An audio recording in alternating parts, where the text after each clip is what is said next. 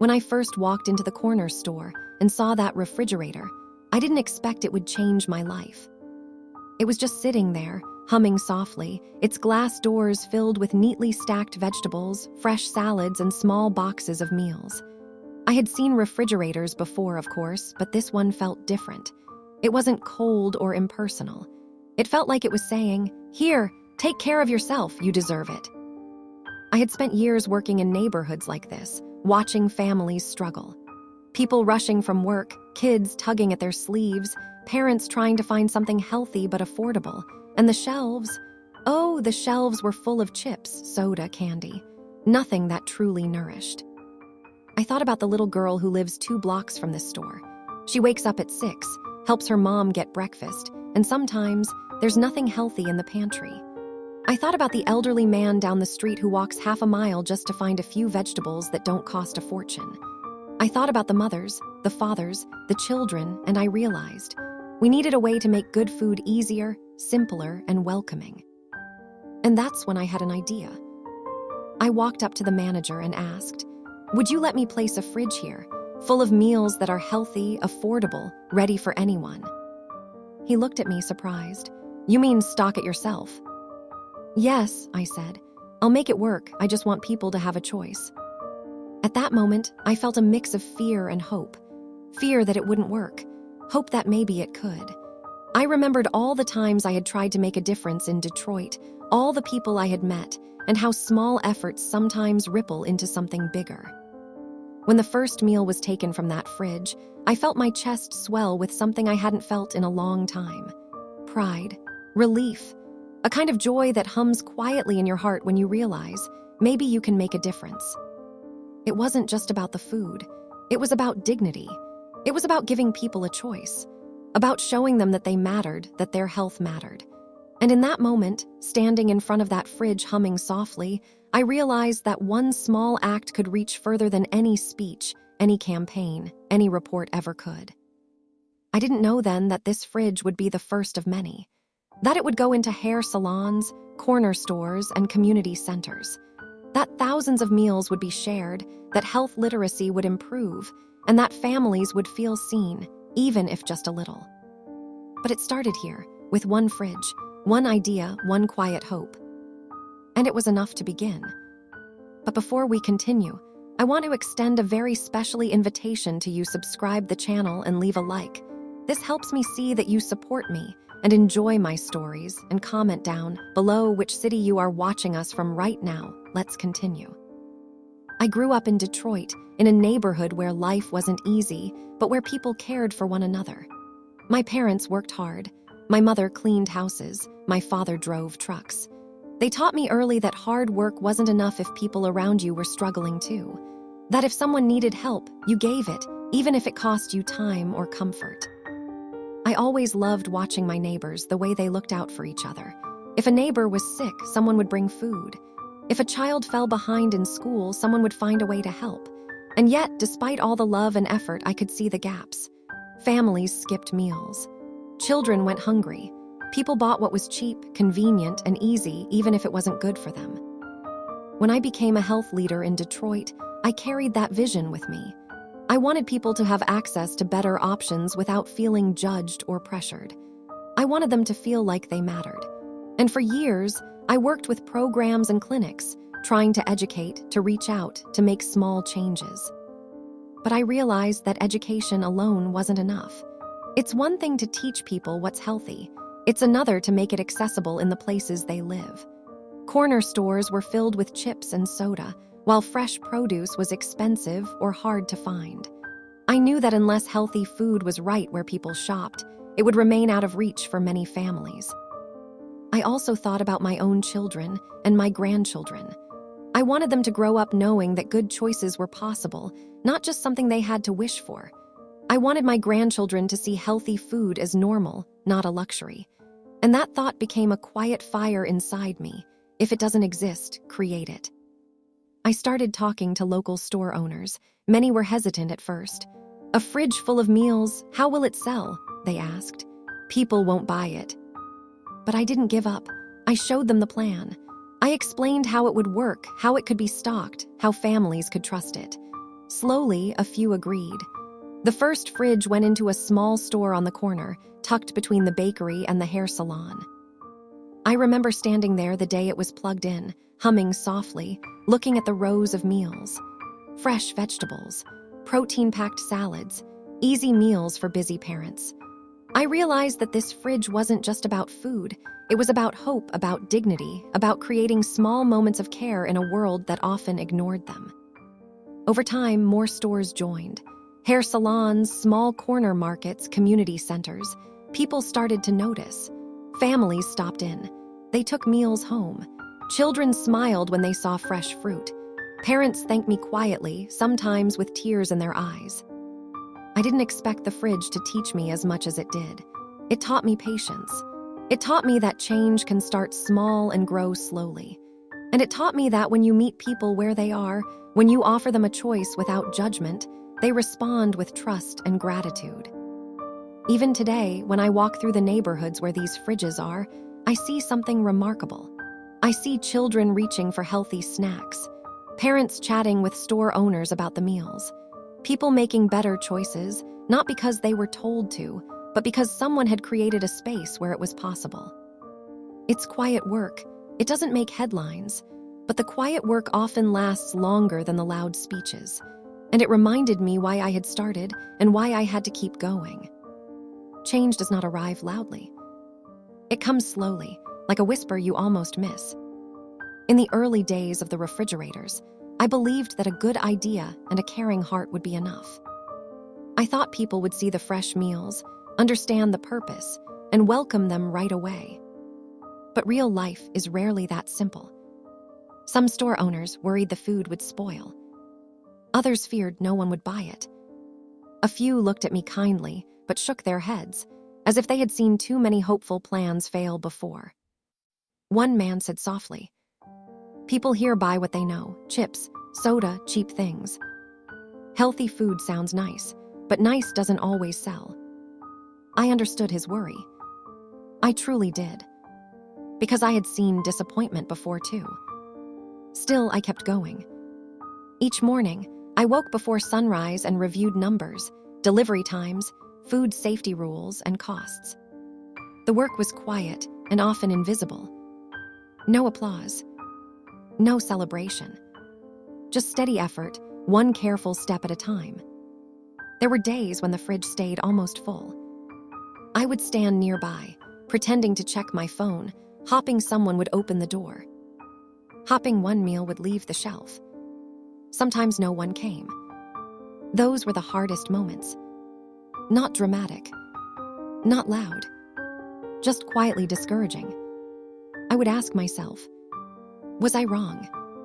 Was this dream too small to matter, or too big to survive? But then something gentle would happen. A mother would open the fridge slowly, reading every label. A child would point at a fruit cup with wide eyes. An older man would choose a simple, healthy meal and nod at me with quiet gratitude. Those small moments kept me moving forward. Still, the obstacles grew heavier. Funding was uncertain. Suppliers changed prices. Transportation broke down at the worst times. And paperwork, so much paperwork, seemed to multiply overnight. There were evenings when I sat alone at my kitchen table in Detroit, surrounded by receipts and notes, feeling the weight of responsibility pressing on my chest. I wasn't just managing food. I was carrying hope. And hope is fragile when resources are thin. Friends asked me gently, "Loretta, are you sure this is sustainable?" Some suggested I slow down. Others hinted I should stop before the disappointment became too painful. I smiled when they spoke, but inside, I felt the quiet ache of doubt. Because what if they were right? What if all this effort ended with empty fridges and forgotten promises? What if the community I loved so deeply could not be reached in the way I imagined? One rainy afternoon, a delivery didn't arrive. The fridge shelves looked bare, almost abandoned. I stood there staring at the empty space, feeling something inside me sink. For the first time, I wondered if the dream might end here. A young girl walked in with her grandmother. She looked at the fridge, then at me. "Are the healthy meals coming back?" she asked softly. Her voice wasn't demanding, just hopeful. That single question held more weight than any report or meeting ever could. I knelt beside her and said, "Yes, sweetheart, they're coming back." And in that moment, I realized something important. This work was no longer just my idea. It belonged to the community now. To the children waiting for fruit instead of candy. To the parents trying, quietly, to do better. So even when the path felt uncertain, even when doubt sat heavy on my shoulders, I knew I could not walk away. Because sometimes rising conflict is not about fighting others. It is about facing the quiet voice inside you that asks, "Do you still believe?" And I did. Even in the silence. Even in the rain. Even when the fridge looked empty. I believed that something small and gentle could still grow into something lasting. There comes a moment in every long struggle when the road grows very still. Not peaceful stillness. The kind that feels like standing at the edge of something you cannot yet see. For me, that moment arrived on a cold morning in late winter. The sky was pale gray, and the air carried that sharp quiet that comes before snow. I was sitting in my car outside one of the corner stores, holding a folder full of numbers that no longer added up. Costs were rising. Support was uncertain. And the refrigerators, the small symbols of hope I had worked so hard to place, were becoming harder to keep filled. I stared at the steering wheel for a long time. My hands rested there, still and tired. For the first time, a thought came that frightened me. Maybe this is where it ends. Not with failure exactly. Just a quiet stopping. A gentle closing of a door no one else even noticed. I imagined calling the store owners and thanking them. Packing away the plans. Returning to safer, smaller work that asked less of my heart. It would have been easier. So much easier. And yet, something inside me would not move. I stepped out of the car and walked into the store. The refrigerator light glowed softly against the dim morning. Only a few meals remained on the shelves. I opened the door and felt the cool air brush my face. For a moment, I simply stood there breathing, listening to the low hum of the machine. That sound had followed me for months. A quiet reminder that hope, like electricity, keeps flowing even when unseen. Behind me, the bell above the door rang. An older woman walked in slowly, leaning on a cane. She nodded when she saw me, the way neighbors do when words are not necessary. She moved straight to the refrigerator. Carefully, patiently. Her hands trembled slightly as she picked up a meal and turned it over to read the label. After a long pause, she whispered, almost to herself, "This helps me more than you know." She didn't realize I could hear her. But I did. And something inside my chest shifted. All the numbers in my folder suddenly felt smaller than that single sentence.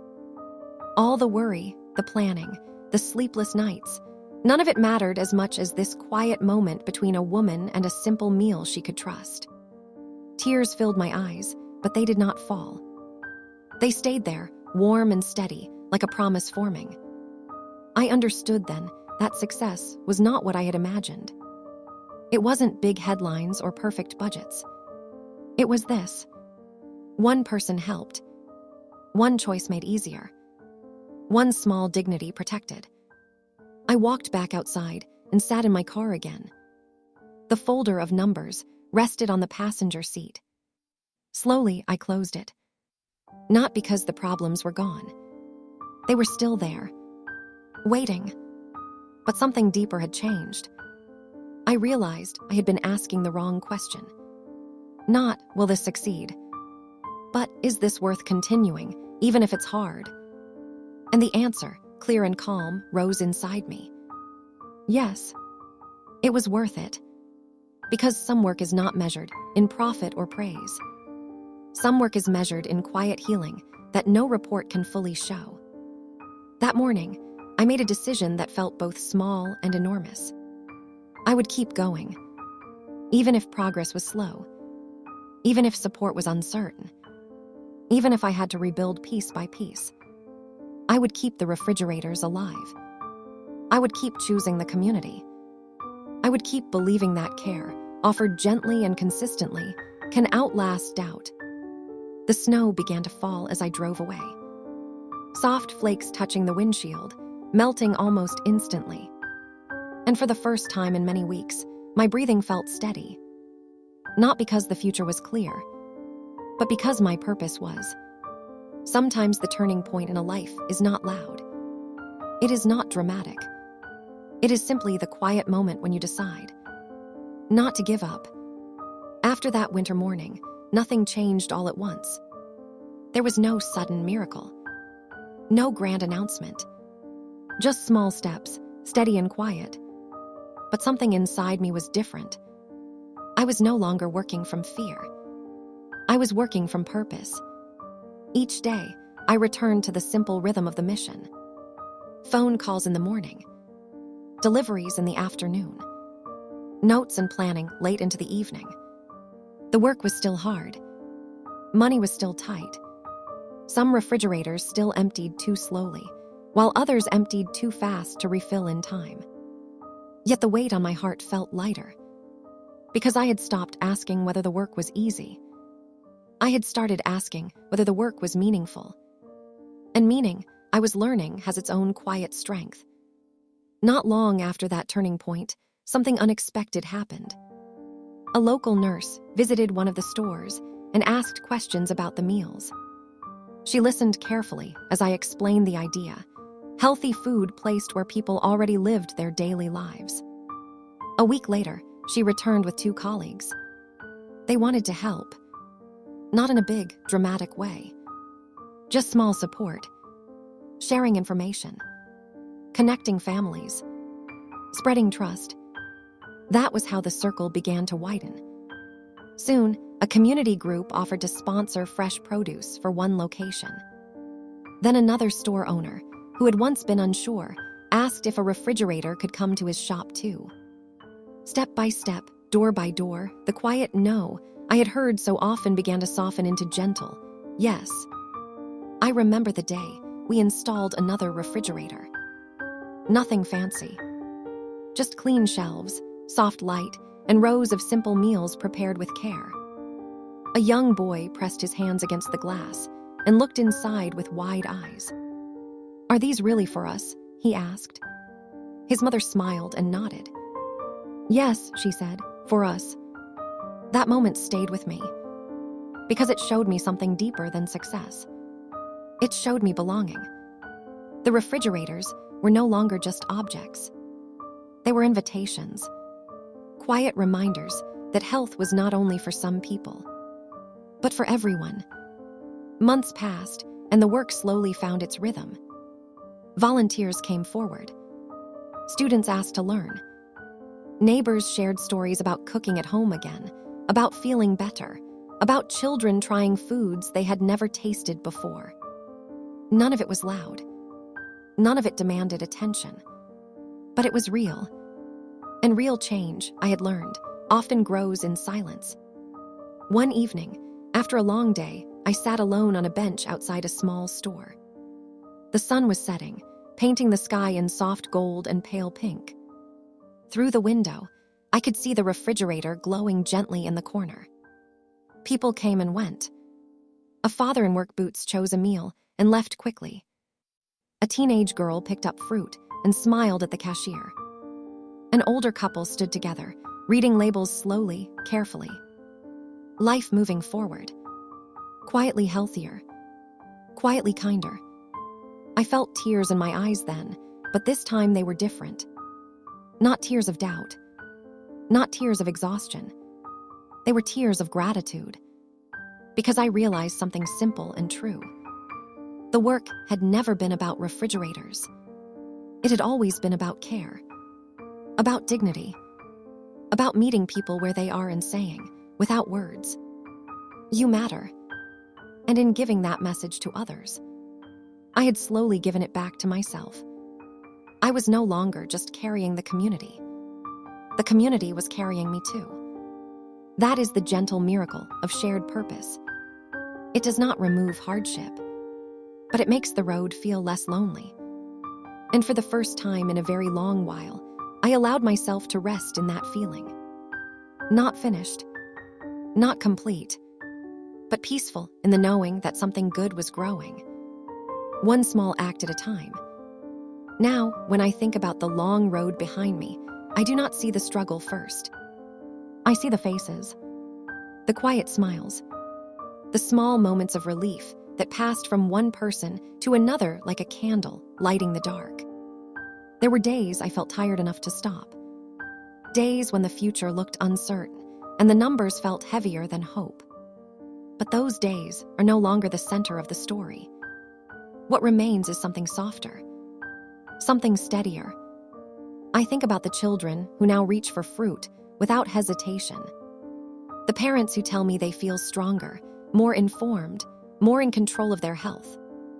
The elders who no longer have to travel far just to find a meal they can trust.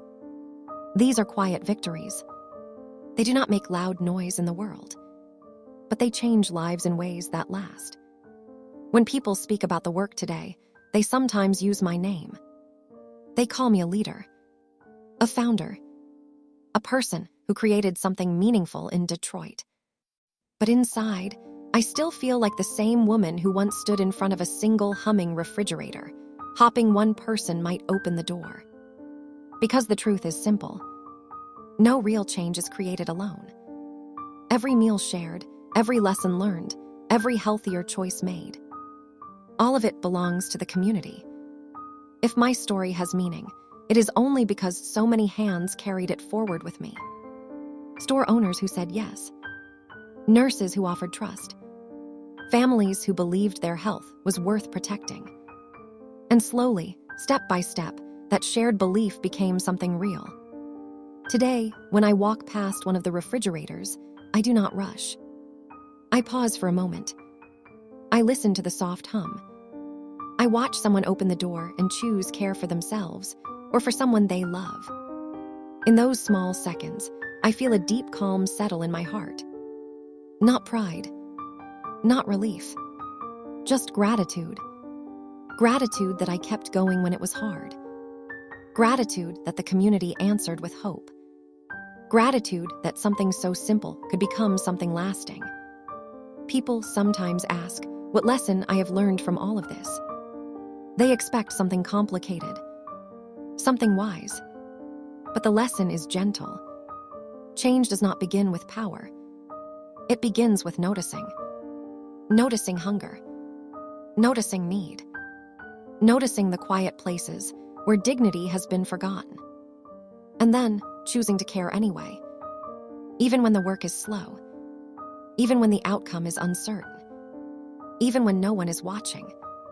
Because caring, when repeated day after day, becomes its own kind of strength. A strength that can feed families, teach children, and heal communities in ways statistics cannot fully measure. If someone listening to my voice is wondering whether one small act can matter, I want to say this softly. Yes, it can. One idea. One conversation. One refrigerator filled with honest food. That is how hope begins. Not all at once, but quietly and then all around you. My name is Loretta Bush, and this story is not only about what I created. It is about what becomes possible when ordinary people choose, every single day, to care for one another. And that is more than enough.